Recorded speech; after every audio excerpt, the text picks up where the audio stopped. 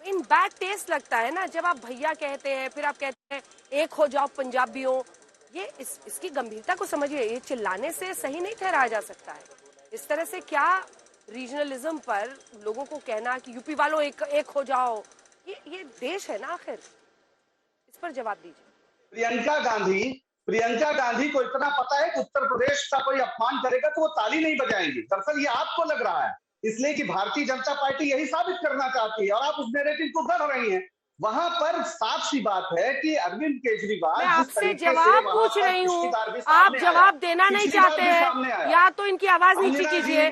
मैं भी आज तीसरी जगह से शो कर रही हूँ, अगर आपको चीखना है तो चीखते रहिए, लेकिन आवाज नीचे कीजिए, इनकी आवाज नीचे कीजिए। अब आप मेरी बात सुनेंगे। एक तो आप ढंग से बात कीजिए, चीखने की कोई बात नहीं है। मैं आपसे पूछ रही हूँ कि उन्होंने क्या कहा है, आप सही एक्सप्लेन कर दीजिए। आप अपनी बंदूक लिए ताने बैठे हैं, आपको समझ नहीं आ रहा क्या साहब? मैं आपसे पूछ रही हूँ कि उन्होंने क्या कहा है, क्योंकि वहां शोर है। अगर आपके पास सही वर्जन है तो वो बताइए। आप अलग ही नैरेटिव बनाने के लिए बैठ गए हैं यहाँ पर। आज तक के मंच का गलत इस्तेमाल मत कीजिए। मैं आपसे जो पूछ रही हूँ आपकी जवाबदेही बनती है। आप एक पार्टी के प्रतिनिधि के तौर पर आए हैं। क्या कहा है चन्नी साहब ने, शब्द बा शब्द अगर आप सुना देंगे तो ये फिर खत्म हो जाएगा ना भ्रम। तब फिर आपको उल्टे सीधे आरोप किसी पर लगाने की जरूरत नहीं होगी। हमने अपने दर्शकों को भी फिर से सुनाया है, आपको तीसरा मौका दे रही हूँ। क्या कहा था मन से चन्नी साहब ने? अगर आपने सही सुना है तो शब्द बता दीजिए। क्या रहे आप 10 बार सुनाइए, लेकिन आप हमारी बात नहीं सुनेंगे।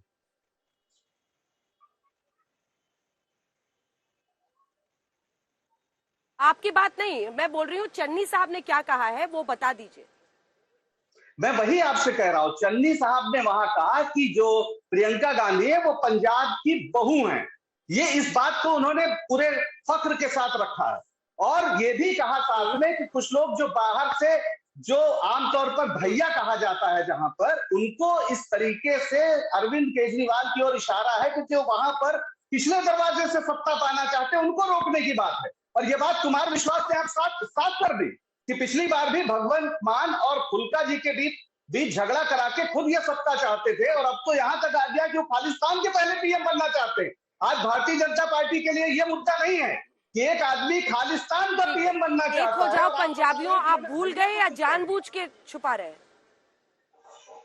एक हो जाओ, एक सेकंड, फिर आप नैरेटिव बनाने लगे, फिर आप नैरेटिव बनाने लगे। अभी तो क्लैरिफिकेशन की बात हो रही है ना। एक हो जाओ पंजाबियों, आपने जानबूझकर भुला दिया या आपको बोलने में तकलीफ हो रही है? एक हो जाओ पंजाबियों जो उन्होंने बोला, ये आपको तकलीफ हो रही है? क्यों ना पूछा जाए आपसे सवाल? आप जवाब दीजिएगा कि उल्टा आप यहाँ पर भाषण देने आए? जवाब दीजिए। आपको ये जवाब देना चाहिए ना कि उन्होंने क्या बोला। आपसे हम पूछ रहे तो आप कभी खालिस्तान पहुँचते, कभी कहीं पहुँचते हैं। आप खालिस्तान मत पहुँचिए, खालिस्तान की आड़ में मत छिपिए। तो मैं आपसे पूछ रही हूँ, उन्होंने कहा ना एक हो जाओ पंजाबियों, एक हो जाओ पंजाबियों कहा, ये बोलने में आपको क्यों तकलीफ हुई? क्योंकि आपको भी पता था कि ये सुनने में अच्छा नहीं लग रहा है। आपको भी ये समझ में आया कि ये बोलने में अच्छा नहीं लग रहा। आवाज इनकी नीचे कीजिए।